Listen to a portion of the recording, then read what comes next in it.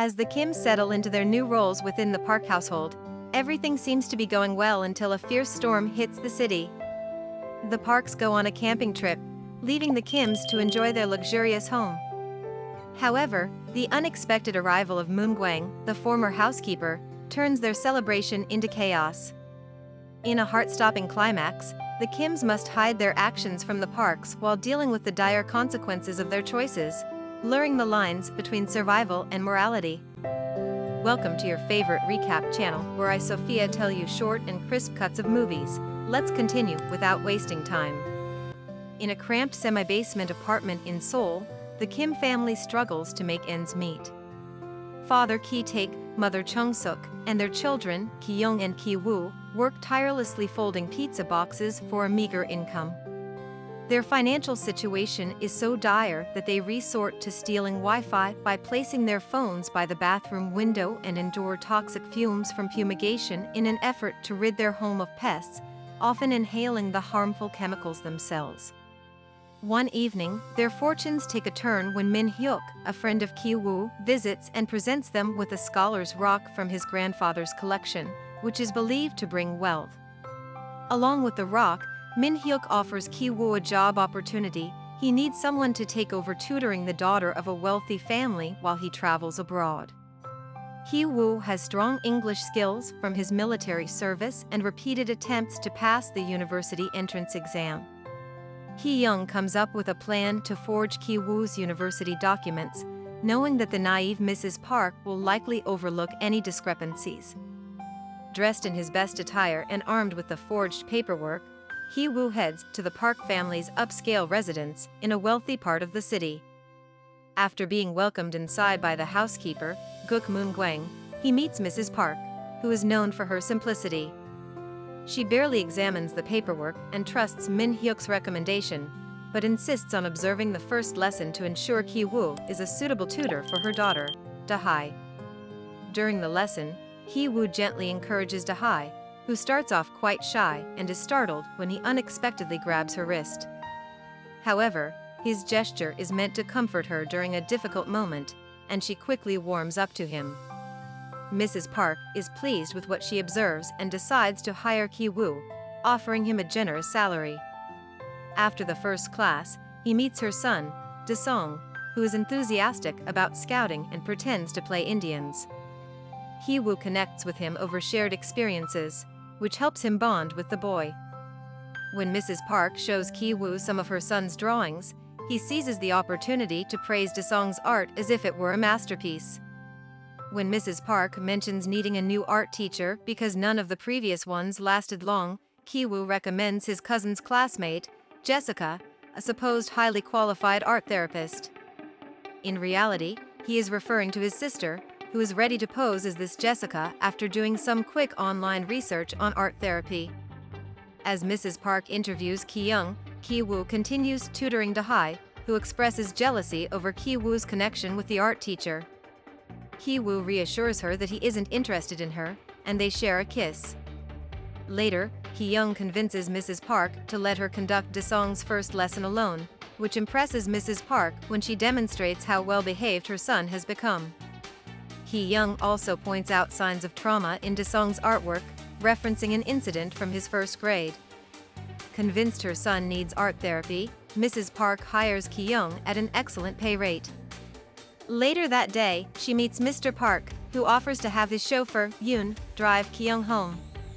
To hide her family's poor circumstances, she asks him to drop her off at the train station, claiming she is meeting someone.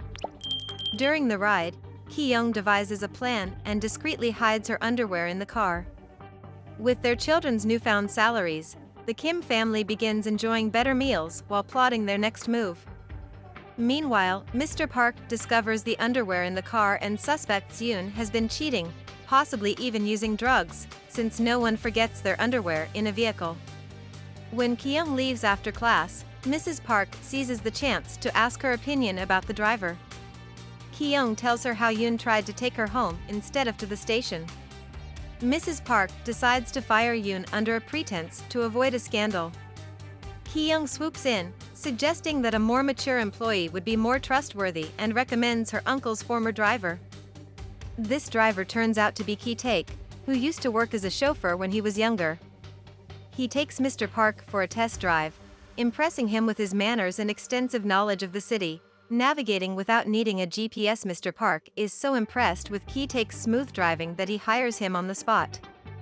The final phase of the Kim's plan is the most challenging. Moon-gwang, the housekeeper, is a clever and persistent woman who has been with the family since the previous owners.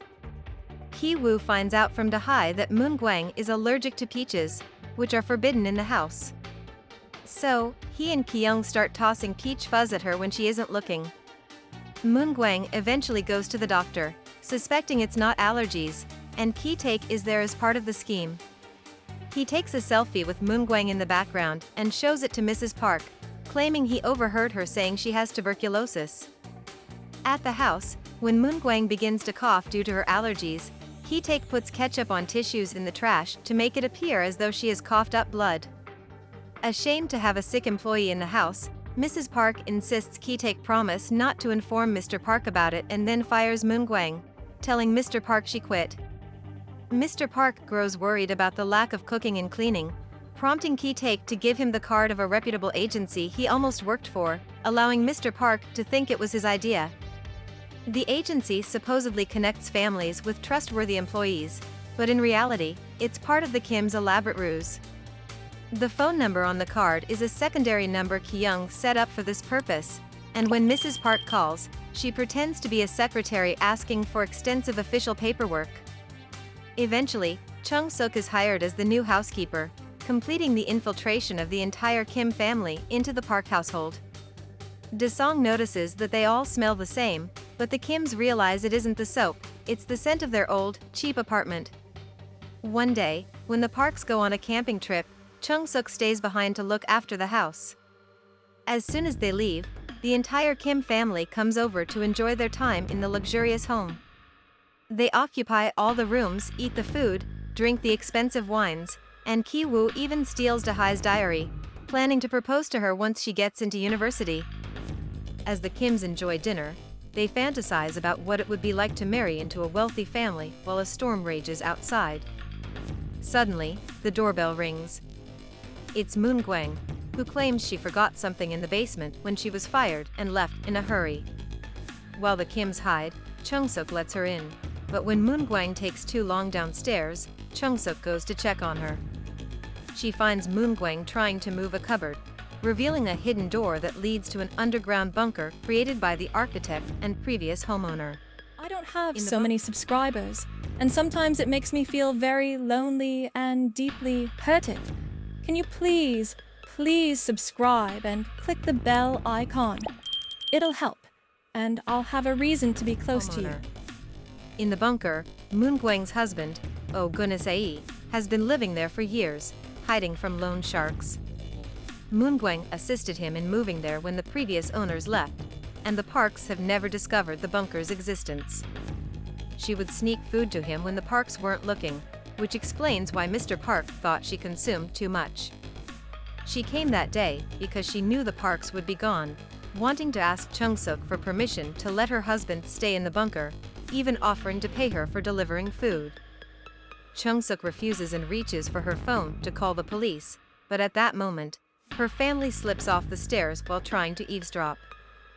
Moon-gwang quickly records them with her phone, capturing on video that they call each other by family names.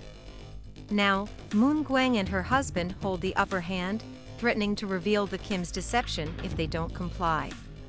They all go upstairs, where the Kims are forced to crouch in a corner while Moon-gwang and Gun-se enjoy the house. Moon-gwang even scolds them for being messy, claiming that when she and her husband used the house, they always respected the architect's design. While she berates them, the Kims take the opportunity to tackle the couple and wrestle them for the phone. Ki-taek grabs Gun-se while Ki-young drops a bunch of peaches on Moon-gwang to knock her out. Ki-woo takes the phone to delete the recording.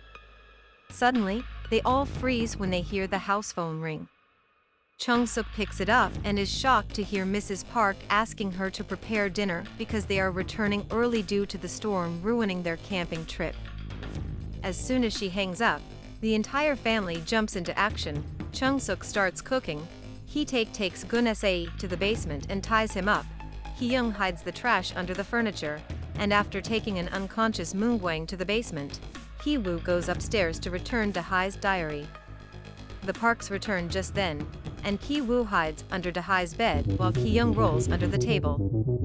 Moon-gwang wakes up and tries to escape, but Chung-suk pushes her back into the basement, causing her to fall and hit her head. Hee-taek drags her unconscious body to where her husband is hitting his head against the light switches while following a Morse code guide he has pinned on the wall. Since Da-song is a scout, he hopes to send him a message one day, but Hee-taek finds this idea absurd before binding Gun-sae to a pipe and leaving. Meanwhile, at dinner, Mrs. Park tells Chung-suk about Da-song's traumatic experience from first grade. One night, he snuck into the kitchen to steal his birthday cake and saw a ghost coming from the basement, which was actually Gun-sae. This caused him to have convulsions, leading to therapy sessions, and is why they never celebrate his birthday at home. As dinner continues, Ki-woo nearly gets caught hiding under the bed when Da-hai comes in, but fortunately, she picks up her dog and doesn't look further. After the Park couple heads to their bedroom, Ki-woo and Hee-taek sneak out to find Ki-young to leave, but suddenly, Da-song yells and comes downstairs, forcing the three of them to hide under the table. Da-song wants to camp out in the garden in the rain, and the Parks decide to sleep on the couch to keep an eye on him. The Kims are forced to listen to the Parks complain about their smell and witness them getting intimate. Once the couple finally falls deeply asleep, the Kims seize the moment to escape the house, running into the rain toward their neighborhood, which is now flooding with sewer water. Their apartment is also inundated, so they rush to salvage as many belongings as possible before spending the night in a local gymnasium that opens its doors to people affected by the storm. Hee-woo clutches the scholar's rock as he sleeps, feeling upset that his father has no plan to manage the situation left in the basement. Meanwhile, in the bunker, Moon-gwang dies from the concussion she sustained earlier, while Gun-sae tries to send a Morse code message with the lights asking for help. Da-song sees it and attempts to decipher it, but it ends up being nonsensical. Gun-sae is too disoriented to spell correctly, leaving him with a bloody forehead. The next day, Mrs. Park decides to throw an impromptu birthday party for Da-song, and the Kims must put on their best friendly faces despite feeling devastated after losing their home. Chung-suk is busy cooking and setting up tables outside, while Hee-taek drives the parents around to buy party supplies, enduring their disapproving expressions about his smell.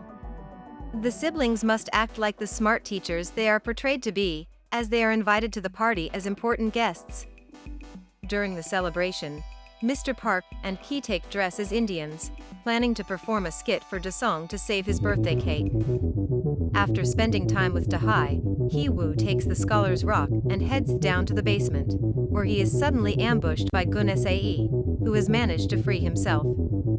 In the struggle, Gun-sae knocks Ki-woo out with the rock and leaves the bunker, grabbing a knife from the kitchen on his way to the garden party, seeking revenge for Moon-gwang. As Gun-sae appears at the party, Da-song has a seizure upon seeing him, while Da-hai discovers Ki-woo's unconscious body and carries him outside to ask for help. Hee-taek rushes to check on his daughter, applying pressure to her wound to stop the bleeding, while Chung-suk confronts Gun-sae, ultimately killing him with a barbecue skewer in a moment of rage. Mr. Park, indifferent to the chaos, demands Hee-taek drive him to the hospital with his son, but Hee-taek refuses to leave his family behind. He throws the keys at Mr. Park, who attempts to retrieve them, but they fall on the grass, landing on top of Gun-sae's body. Mr. Park goes to pick them up, but even in such a critical situation, he covers his nose while moving the body. Enraged by Mr. Park's callousness, Hee-taek grabs the knife and kills Mr. Park before fleeing the scene. Weeks later, Ki-woo wakes up in a hospital after brain surgery. The injury and the procedure leave him in a fragile state, causing him to laugh at the absurdity of everything that has happened, learning that his sister is dead, his father is missing, being arrested, and facing trial for fraud. Eventually, he is released on probation due to the traumatic nature of the incident, which is deemed self-defense. His laughter fades when he sees a news report about the now empty Park house, making the reality of the situation hit him hard. Neither he nor his mother knows where Key-take is, but detectives keep following them, suspecting they might lead them to him. Months pass, and as the news cycle shifts, the police stop tailing the Kims. One day, Hee-woo climbs a mountain and spies on the Park's house, which has now been sold to a German family who are unaware of its dark past. He realizes that someone is using the lights to send a Morse code message. It's his father, who has been hiding in the bunker all this time. Hee-take has buried Moongwang in the backyard and survives by raiding the kitchen each night, sending out Morse messages daily in the hope that his son would see them one day. Back in his old apartment, which he still shares with his mother, Hee-woo writes a letter to his father, promising to work hard and save enough money to one day buy the house and reunite with him.